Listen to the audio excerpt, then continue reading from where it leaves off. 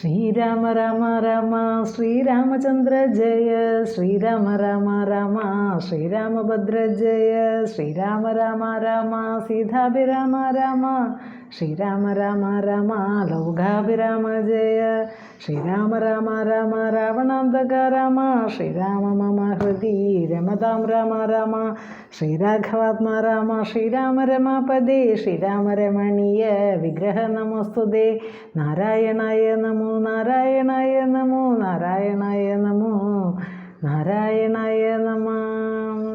ഹരേ രാമ രാമ രാമ ഹരേ ഹരേ ഹരേ കൃഷ്ണ കൃഷ്ണ കൃഷ്ണ ഹരേ ഹരേ.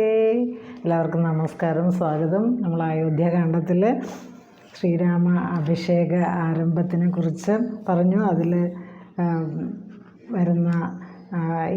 വരുന്ന വിഘ്നങ്ങളിലേക്ക് നമ്മൾ പോകുന്ന ഒരു ഭാഗത്തിന് മുമ്പുള്ള ഒരു ഭാഗമാണ്. അപ്പോൾ ഇവിടെയും കുറച്ച് കാര്യങ്ങൾ സംസാരിക്കുന്നു വസിഷ്ഠനും ശ്രീരാമചന്ദ്രനായിട്ട്. ആ കാര്യങ്ങൾ ഒന്ന് നോക്കാം, വായിക്കാം, ചൊല്ലാം. എല്ലാ ഗുരുക്കന്മാർക്കും നമസ്കാരം. ഗണേശായ നമ, സരസ്വതിയെ നമ, എഴുത്തച്ഛനെന്ന മഹാകവിയെ പ്രണമിക്കുന്നു. ശ്രീ നാരായണാഖില ഗുരു ഭഗവൻ നമസ്തേ. രാജാ ദശരഥൻ ചൊന്നത് കാരണം രാജീവനേത്ര വന്നേനിവിടേക്ക് ഞാൻ ഉണ്ട് അഭിഷേകം അടുത്ത നാൾ എന്നത് കണ്ടു ചൊൽവാനായി ഉഴറി വന്നേനഹം. വൈദേഹിയോടും ഉപവാസവും ചെയ്ത് മേദിനി തന്നിൽ ശയനവും ചെയ്യണം. ബ്രഹ്മചര്യത്തോടിരിക്കെ ഞാൻ ഓരോരോ കർമ്മങ്ങൾ ചെന്നങ്ങൊരുക്കുവാൻ വൈകാതെ വന്നിടുഷസ്സിന് നീ എന്നരുൾ ചെയ്തു ചെന്നു തേരിൽ കരേറി മുനിശ്രേഷ്ഠനും. അപ്പോൾ മുനിശ്രേഷ്ഠൻ എന്ന് പറയുന്നത് വസിഷ്ഠനാണ്. അപ്പോൾ വസിഷ്ഠൻ മുനി പറയുന്നു, കുലഗുരുവാണ് വസിഷ്ഠൻ. അതായത് അയോധ്യ അല്ലെങ്കിൽ സൂര്യവംശത്തിലെ ഇവരുടെ രഘുവംശത്തിലെ കുലഗുരുവാണ് വസിഷ്ഠൻ.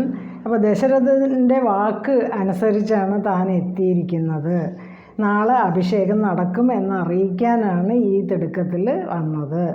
അതിന് പാകത്തിന് ചില വ്രതങ്ങൾ അനുഷ്ഠിക്കേണ്ടതുണ്ട് എന്ന് വസിഷ്ഠൻ പറയുന്നു. കാരണം നമ്മൾ ഇപ്പോൾ എന്തെങ്കിലും ഒരു നല്ല കാര്യം ചെയ്യുമ്പോഴൊക്കെ ഒരു വ്രതാനുഷ്ഠാനം അത് നമ്മുടെ ഒരു സംസ്കാരത്തിൻ്റെ ഒരു ഭാഗമാണ്. നമ്മളിപ്പോൾ ശബരിമലയ്ക്ക് പോകുമ്പോൾ വ്രതങ്ങൾ അനുഷ്ഠിച്ച് 41 ദിവസത്തെ വ്രതം, ഇതൊക്കെ എന്തിനാണെന്ന് ചോദിച്ചാൽ വെറുതെ നമ്മൾ ആരെങ്കിലും ബോധിപ്പിക്കാനോ അല്ലെങ്കിൽ ദൈവത്തിനെ ബോധിപ്പിക്കാനോ ഒന്നുമല്ല. നമ്മുടെ ഉള്ളിൽ തന്നെ നമുക്കൊരു ശുദ്ധി, അല്ലെങ്കിൽ മനഃശുദ്ധി, വാക്കിൻ്റെ ശുദ്ധി, ശരീരശുദ്ധി, ഇതൊക്കെയാണ് അതുകൊണ്ട് ഉദ്ദേശിക്കുന്ന വ്രതം അനുഷ്ഠിക്കുമ്പോൾ. അപ്പോൾ ഇപ്പോൾ ഇവിടെ ശ്രീരാമചന്ദ്രൻ ഒരു വലിയ ഒരു അതായത് യുവരാജാവായിട്ട് അഭിഷേകത്തിന് ഒരുങ്ങുകയാണല്ലോ. അപ്പോൾ അതിനു വേണ്ട ഒരു ശുദ്ധി, അതാണ് ഇവിടെ വ്രതം എന്നുകൊണ്ട് ഉദ്ദേശിക്കുന്നത്. അപ്പോൾ ആ ഒരു വ്രതം നടത്തണമെങ്കിൽ ബ്രഹ്മചര്യം അനുഷ്ഠിക്കണം. അപ്പോൾ പറയുന്നു സീതയുമൊത്ത് ഭാര്യയും ഉപവസിക്കണം, നിലത്തെ ശയിക്കാവൂ, കട്ടിൽ കിടക്കുക എന്നുള്ളതൊക്കെ ഉപേക്ഷിക്കണം. പിന്നെ അതുപോലെ ബ്രഹ്മചര്യം പാലിക്കണം. ഇനി പറയുന്നു ഉഷസ്സിൽ രാവിലെ തന്നെ അങ്ങ് എത്തണം. അതാണ് പറയുന്നത് വന്നീട് ഉഷസ്സിന് നീ എന്നരുൾ ചെയ്തു. ബ്രഹ്മചര്യത്തോടിരിക്കുക എന്ന് പറയുന്നുണ്ട്. ബ്രഹ്മചര്യം പാലിക്കണം. വന്നീട് ഉഷസ്സിൽ തന്നെ, ഉഷസ് രാവിലെ എത്തണം നീ എന്ന് അരുൾ ചെയ്ത് ചെന്ന് തേരിൽ കരേറി മുനിശ്രേഷ്ഠനും. അങ്ങനെ മുനിശ്രേഷ്ഠനായിട്ടുള്ള വസിഷ്ഠൻ ഇതൊക്കെ ഏൽപ്പിച്ചിട്ട് വസിഷ്ഠൻ തിരിച്ചുപോയി. ഇതെല്ലാം പറഞ്ഞ് തിരിച്ചുപോയി. അടുത്ത വരികൾ. പിന്നെ ശ്രീരാമനും ലക്ഷ്മണൻ തന്നോടും നന്നേ ചിരിച്ചരുൾ ചെയ്തു രഹസ്യമായി, താതൻ എനിക്ക് അഭിഷേകം ഇളമയായി മോദേന ചെയ്യും അടുത്ത നാൾ നിർണയം. തത്ര നിമിത്തമാത്രം ഞാൻ അതിനൊരു കർത്താവു നീ, രാജ്യഭോക്താവും നീയത്രേ. വത്സ മമത്വം ബഹിപ്രാണനാകയാൽ ഉത്സവത്തിനു കോപ്പിട്ടു കൊൽഗാഷു നീ. മത്സമനാകുന്നതും ഭവാൻ നിർണയം മത്സരിപ്പാനില്ലതിന്നു നമ്മോടാരും. പറയുന്നത് ശ്രീരാമൻ ഇങ്ങനെ നമ്മളെ ഒരു അർത്ഥഗർഭമായ ഒരു പുഞ്ചിരിയോടെ പറഞ്ഞു. അതായത് നമ്മുടെ ഉള്ളിൽ ചില കാര്യങ്ങൾ അറിയാം, നമ്മൾ മറ്റൊരാളോട് അതിനെക്കുറിച്ച് പറയുന്നു എന്ന് പറയുമ്പോൾ ഉള്ള ഒരു പുഞ്ചിരി ഉണ്ടല്ലോ, അതുപോലെയാണ് ശ്രീരാമൻ ഉള്ളിൽ ചിരിച്ചുകൊണ്ട് പുഞ്ചിരിയോടുകൂടി ലക്ഷ്മണനോട് രഹസ്യമായിട്ട് പറഞ്ഞു, നാളെ അച്ഛൻ എന്നെ യുവരാജാവായിട്ട്, ഇളമ എന്ന് പറയുമ്പോൾ യുവരാജാവായിട്ട് വാഴിക്കാൻ അല്ലെങ്കിൽ അഭിഷേകം ചെയ്യാൻ ഭാവിക്കുകയാണ്, അല്ലെങ്കിൽ തീരുമാനിച്ചിരിക്കുകയാണ്. ഞാൻ അതിലൊരു നിമിത്തം മാത്രമാണെന്ന് നിനക്കറിയാമല്ലോ, അത്രയേ ഉള്ളൂ. യഥാർത്ഥത്തിൽ കാര്യം നടത്തേണ്ട കർത്താവ് നീയാണ്, നീയായിരിക്കും കർത്താവ്, നീയാണ് രാജ്യം ഭരിക്കേണ്ടി വരിക, അനുഭവിക്കേണ്ട രാജ്യഭോക്താവ്, രാജ്യം അനുഭവിക്കേണ്ടത് നീ തന്നെയായിരിക്കും. വത്സ എന്ന് പറയുമ്പോൾ നമ്മളൊരു ഇഷ്ടത്തോടു കൂടി ഒരാളോട് സംസാരിക്കുമ്പോൾ മോനെ മോളെ എന്നൊക്കെ വിളിക്കുന്ന ആ ഒരു രീതിയിൽ വത്സ അല്ലയോ എന്ന് പറയുന്ന ഇവിടെ വാത്സല്യത്തോടു കൂടിയുള്ള സംബോധന, അതാണ് വത്സ.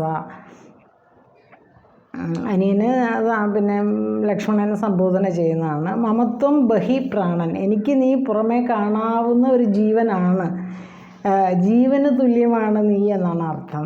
മമത്വം ബഹിപ്രാണൻ എന്ന് പറയുന്നുണ്ട്. അതായത് ബഹിപ്രാണൻ വത്സ മമ, എനിക്ക് ത്വം നീ ബഹിപ്രാണനാകയാൽ, ബഹിപ്രാണൻ എന്ന് പറയുമ്പോൾ നീ പുറമേ കാണുന്നത് എന്നുള്ള അർത്ഥമാണ്. നീ പുറമേ കാണുന്ന നീ എനിക്ക് ജീവന് തുല്യമാണെന്നാണ് അതിൻ്റെ ഒരർത്ഥം. ഉത്സവത്തിന് കോപ്പിട്ട് കൊൽകാശു, നീ ഉത്സവത്തിന് എന്ന് പറയുമ്പോൾ വലിയ പിന്നെ അതായത് ഇവിടെ ഉത്സവം എന്ന് ഉപയോഗിച്ചിരിക്കുന്നത് നീ തയ്യാറെടുത്താലും എന്നാണ്. അതായത് ഒരുപാട് കാര്യങ്ങൾ നടക്കുന്ന ഇവിടെ ആ വലിയ അനുഭവങ്ങൾ എന്ന അർത്ഥത്തിലാണ്. വലിയ അനുഭവത്തിന് നീ തയ്യാറെടുക്കുക എന്ന് പറയുമ്പോൾ ഇതൊക്കെ എന്താണ് ഇനി വരാൻ പോകുന്നതെന്നൊക്കെ എല്ലാം അറിയുന്നവനല്ലേ ഭഗവാൻ. ശ്രീരാമചന്ദ്രൻ എന്ന് പറയുന്ന എല്ലാം അറിയുന്ന ഭഗവാൻ ഇനി വരുന്ന കാര്യങ്ങളെല്ലാം അറിയാം. പറയണേ ഇനി വരുന്ന കുറേ കാര്യങ്ങളുണ്ടല്ലോ ഇതിനെ തുടർന്ന് ഈ അഭിഷേകവുമായിട്ട് ബന്ധപ്പെട്ട്. അപ്പോൾ അതിനു വേണ്ടി ഇനി വരുന്ന എല്ലാ കാര്യങ്ങൾക്കും നീ ഈ വരുന്ന അനുഭവങ്ങൾ, വലിയ അനുഭവങ്ങൾ എന്നുള്ള അർത്ഥമാണ് ഉത്സവം. ഉത്സവത്തിന് കോപ്പിട്ട് കൊണ്ടാലും നീ എന്ന് പറഞ്ഞാൽ നീ അതിനു വേണ്ടി വലിയ അനുഭവങ്ങൾക്ക് വേണ്ടി നീ തയ്യാറെടുക്കും എന്ന് പറഞ്ഞാൽ അർത്ഥം നമ്മളിപ്പോൾ ഏത് കാര്യത്തിനും നമ്മൾ മനസ്സുകൊണ്ട് ഒരു തയ്യാറെടുപ്പാണ് ഏറ്റവും ആവശ്യം. ഇന്ന് അത് ഇല്ലാത്തത് അതുതന്നെയാണ്. നമ്മളൊരു ജീവിതം നമ്മളൊക്കെ വളരെ ലളിതമായ, നമ്മളൊരു വളരെ നിസ്സാരമായിട്ടാണ് ജീവിതത്തെ കാണുന്നത്. നിസ്സാരമായിട്ട് കാണാം, പക്ഷേ ജീവിതം എന്താണെന്ന് നമുക്ക് ശരിക്കും മനസ്സിലാക്കിയിട്ട് ജീവിക്കുകയാണെങ്കിൽ കുറച്ചും കൂടെ എളുപ്പമായിരിക്കും. നമ്മുടെ ഇന്നത്തെ പുതിയ തലമുറയും ഒക്കെ തന്നെ ജീവിതം എന്താണെന്ന് ആദ്യം നമ്മൾ മനസ്സിലാക്കണം. നമ്മൾ എങ്ങനെ ജീവിക്കണം, നമുക്ക് ആ ഒരു ജീവിതം ശരിയായിട്ട് കൊണ്ടുപോകാൻ എന്തൊക്കെയാണ് പാലിക്കേണ്ടത്, നമ്മൾ പ്രകൃതിയെ ബഹുമാനിക്കണം, ആദരിക്കണം, മറ്റ് സഹജീവികളെ ബഹുമാനിക്കണം, ആദരിക്കണം, പിതൃക്കന്മാർ അല്ലെങ്കിൽ നമ്മുടെ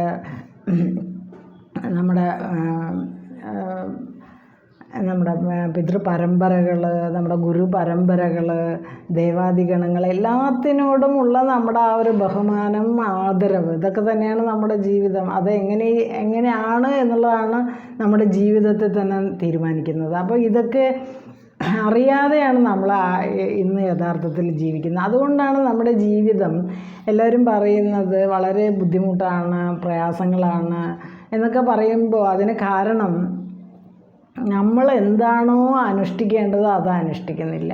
നമുക്ക് തന്നെ അറിഞ്ഞുകൂടാ എങ്ങനെയാണ് ജീവിക്കേണ്ടതെന്ന് നമുക്ക് അറിഞ്ഞുകൂടാ. അപ്പോൾ ആ ഒരു അറിവില്ലായ്മയിൽ നിന്നാണ് നമുക്ക് ദുരിതങ്ങളും ദുഃഖങ്ങളും ഉണ്ടാവുന്നത് എന്നുള്ള അറിവ് രാമായണം തന്നെ തരുന്നുണ്ട്. അതുകൊണ്ടാണ് ശ്രീരാമൻ പറയുന്നത് നീ തയ്യാറെടുക്കുക എന്ന് പറയുന്നത്. അപ്പോൾ തയ്യാറെടുത്താലും നീ എനിക്ക് തുല്യം തന്നെയാണ് ഈ കാര്യത്തിൽ,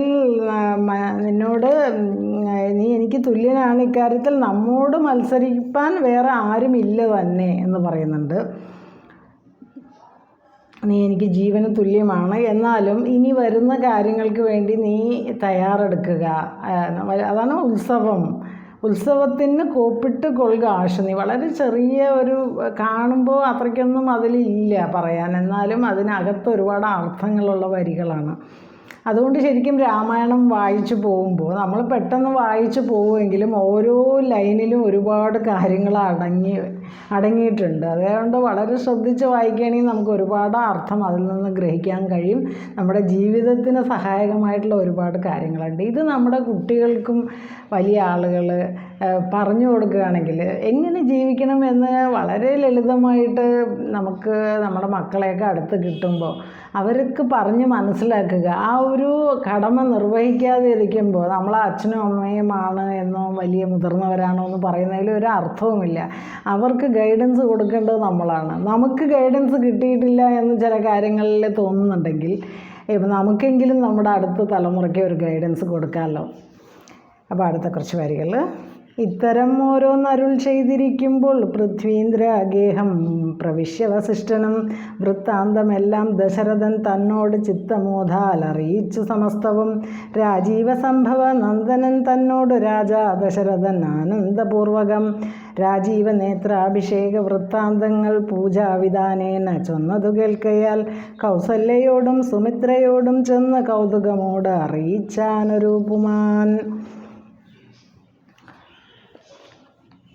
അപ്പോൾ ഇങ്ങനെ ഓരോന്ന് പറഞ്ഞുകൊണ്ടിരിക്കുന്ന സമയത്താണ് ഈ സംഭാഷണത്തിൽ ഏർപ്പെട്ട് ഇരിക്കുമ്പോൾ, അപ്പോൾ ഇവിടെ ഇപ്പോൾ ആരപ്പം സംഭാഷണം നടത്തിക്കൊണ്ടിരിക്കുന്നത്? രാമനും ലക്ഷ്മണനും.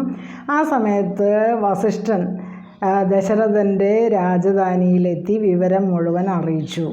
അപ്പോൾ രാജീവ സംഭവ നന്ദനൻ, അതായത് രാജീവ സംഭവ നന്ദനൻ എന്ന് പറയുന്നത് വസിഷ്ഠനാണ്. അതായത് രാജീവ സംഭവൻ ബ്രഹ്മാവിൻ്റെ നന്ദനൻ എന്ന് പറയുന്നത് വസിഷ്ഠൻ, ബ്രഹ്മാവിൻ്റെ പുത്രനാണ് വസിഷ്ഠൻ. രാമാഭിഷേക വിവരം ആഹ്ലാദത്തോടെ, രാജീവ സംഭവ നന്ദനൻ വസിഷ്ഠനാണ്. വിധാനേന ഈശ്വരാർച്ചനയിൽ ശ്രദ്ധയോടെ എന്നാണ് അതിൻ്റെ അർത്ഥം. അപ്പോൾ രാമൻ്റെ അഭിഷേക വിവരം ആഹ്ലാദത്തോടെ സംസാരിക്കവേ അത് കേട്ട ഒരാൾ കൗസല്യയും സുമിത്രയും കൗതുകപൂർവ്വം ആ കാര്യം അറിയിച്ചു.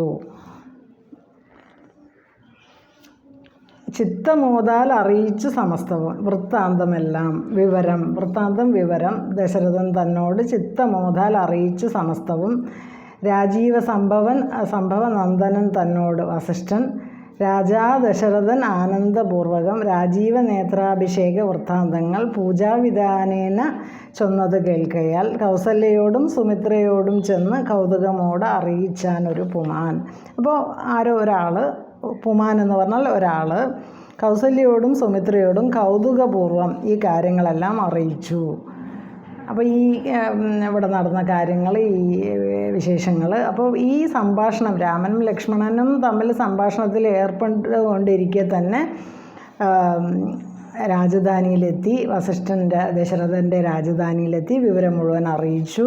പിന്നെ ഈ രാജീവ സംഭവനന്ദനൻ വസിഷ്ഠൻ ഈ ആഹ്ലാദത്തോടുകൂടി ഈ കാര്യങ്ങൾ സംസാരിച്ചിരിക്കവേ അത് കേട്ട ഒരാൾ പോയിട്ട് ഈ സംഭവം ഇവിടെ നടന്നുകൊണ്ടിരിക്കുക, ഈ സംഭാഷണങ്ങളൊക്കെ നടന്നുകൊണ്ടിരിക്കെ തന്നെ കൗസല്യയെയും സുമിത്രയെയും കൗതുകപൂർവ്വം ഈ കാര്യം അറിയിച്ചു. അപ്പോൾ കാര്യങ്ങൾ പെട്ടെന്ന് തീരുമാനിച്ച ഒരു അഭിഷേകമാണ്, രാജ്യാഭിഷേക കാര്യമാണ്. അപ്പോൾ ആ കാര്യം പലരെയും അറിയിക്കുന്ന ഒരു തിരക്കാണ്, അതാണ് ഇവിടെ പറയുന്നത്. അപ്പോൾ പിന്നെ അമ്മമാരായ കൗസല്യയും സുമിത്രയെയും അവരെയൊക്കെ അറിയിക്കേണ്ട കാര്യമുണ്ടല്ലോ. അപ്പോൾ അന്തഃപുരത്തിലൊക്കെ എത്തി ഇതെല്ലാം പോയി പറയുന്നു. അപ്പോൾ ഒരാൾ പോയി, പുമാൻ എന്നാണ് പറയുന്നത്, ഒരാൾ പോയി അത് അറിയിക്കാൻ പോയി. കൗതുകമോട് അറിയിച്ചാൻ ഒരു പുമാൻ കൗസല്യയോടും സുമിത്രയോടും ചെന്ന്. സാമോദം ഉൾക്കൊണ്ടതു കേട്ട നേരത്ത് നിർമ്മലമായൊരു മാല്യവും നൽകിനാൻ. കൗസല്യയും തനയ അഭ്യുതാർത്ഥമായി കൗതുകമോട് പൂജിച്ചിതു ലക്ഷ്മിയെ. നാദേ മഹാദേവി നീയേ തുണയെന്ന് ചേതസി ഭക്തിയ വണങ്ങി വാണിയിടിനാൻ.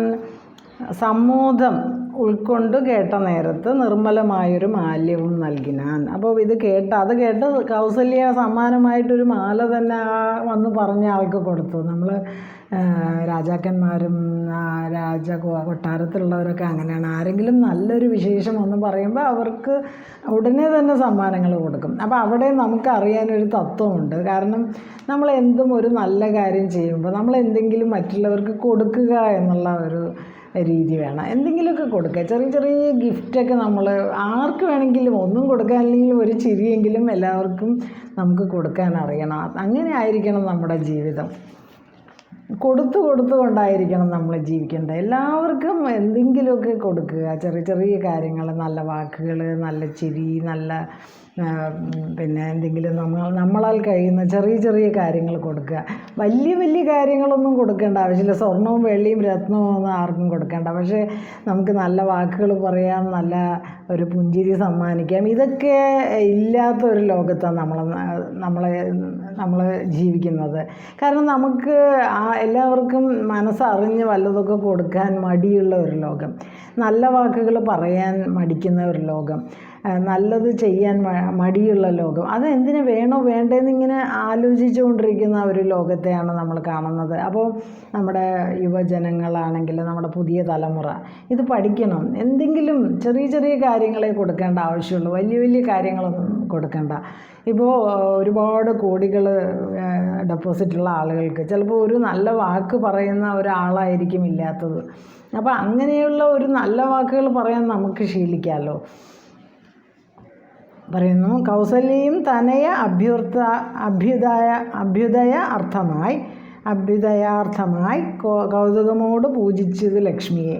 അപ്പോൾ ലക്ഷ്മി പൂജ നടത്തി എന്ന് പറയുന്നുണ്ട് ഇതിൽ.